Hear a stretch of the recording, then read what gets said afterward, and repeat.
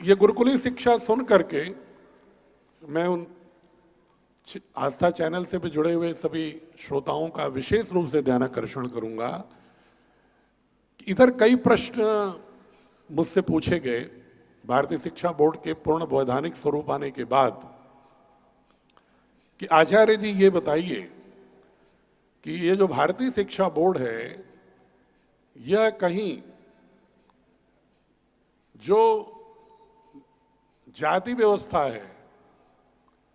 जो क्योंकि उनका दिमाग एक जाति व्यवस्था और अंधविश्वास के रूप में सनातन को समझने के लिए रूढ़ कर दिया गया है, क्योंकि शिक्षा पद्धति विगत 200 वर्षों से ऐसी चली आ रही,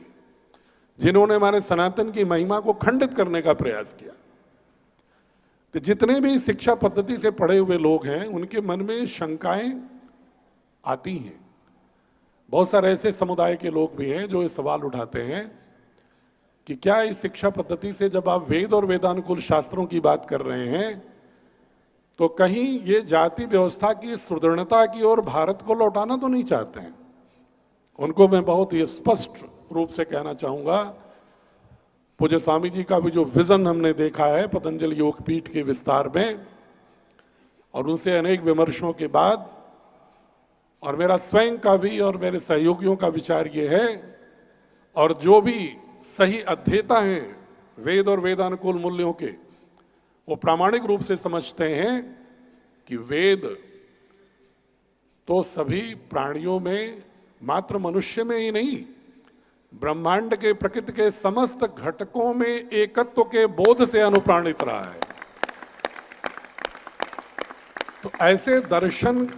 और ऐसे मूल्य को, कोर वैल्यूज को पढ़ाते समय तो हम भारत के उस बोध को पढ़ाएंगे जिसमें एकत्व का बोध हो। यत्र सर्वाणि भद्राणि आत्मनेव अनुपश्यति, जिसमें सभी प्राणियों में आत्मस्वरूप देखा जाए। ईशा वास्यविदम सर्वम यत् किंचित जगत्याम जगत, संसार में जो कुछ भी है ईश का स्वरूप है। यह है वेदों की वाणी। वेदों ने कभी भी, जो लोग सवाल करते हैं कि फिर वर्ण व्यवस्था क्या थी, मैं उनसे अनुरोध करता हूं, अभी भी इस मंच के माध्यम से मैं अनुरोध करूंगा कि वो गहनता से भारतीय शास्त्रों को पढ़ें और उसके मूल आत्मा को ध्यान से देखें। उसमें कहीं भी जो उसकी मूल प्रकृति है, उसमें जो वर्ण व्यवस्था भी है, वह योग्यता और दक्षता के आधार पर श्रम विभाजन और सामाजिक कार्यों के वर्गीकरण का एकमात्र एक अभिव्यक्त स्वरूप है। जन्मना नहीं, कभी भी जन्म से नहीं रहा है, मात्र योग्यता और दक्षता के आधार पर है। ऐसा नहीं होता। फिर एक सवाल उठता है कि स्त्री शिक्षा, दीदी की भी जो गुरुकुली शिक्षा की पुस्तक है उसमें भी वर्णन है कि स्त्री शिक्षा के रूप में जिन लोगों ने भारतीय शास्त्रों को नहीं पढ़ा है उनके मन में भ्रम आता है कि स्त्री शिक्षा पर रोक रहा है। वाचक में भी गार्वी, गार्गी, लोमसा, रोमसा, अपस्तंभा, लोपामुद्रा, अपाला, घोषा, विश्ववारा, शाश्वती, ऐसी एक लंबी श्रृंखला है ऋषिकाओं की, जिनकी विद्वता के समक्ष तमाम लोग नतमस्तक हो जाते थे। और उसी तरह से कथित वर्ण व्यवस्था में शूद्र की श्रेणी में आने वाले लोग भी, महिदास जैसे लोग, जो कि ऐत्रेय ब्राह्मण के रचयिता के रूप में एक प्रमुख भूमिका जिनकी रही है, ऐसे तमाम ग्रंथकार, ऐसे तमाम ऋषि और ऋषिकाएं वर्ण व्यवस्था की सीमाओं को तोड़ करके रही हैं, जबकि वर्ण व्यवस्था भी जन्म के आधार पर नहीं थी। कालांतर में वंशानुगत व्यवसायों को अपनाने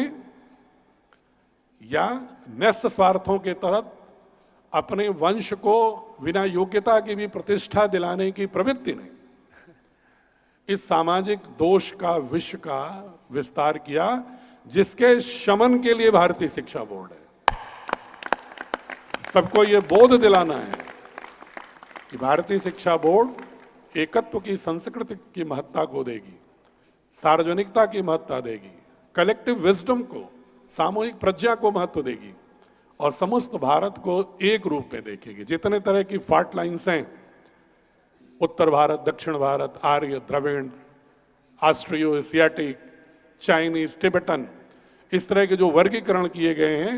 उन सारे वर्गीकरणों से ऊपर उठ करके भारत को एक राष्ट्र के रूप में देखने की अगर शिक्षा दीक्षा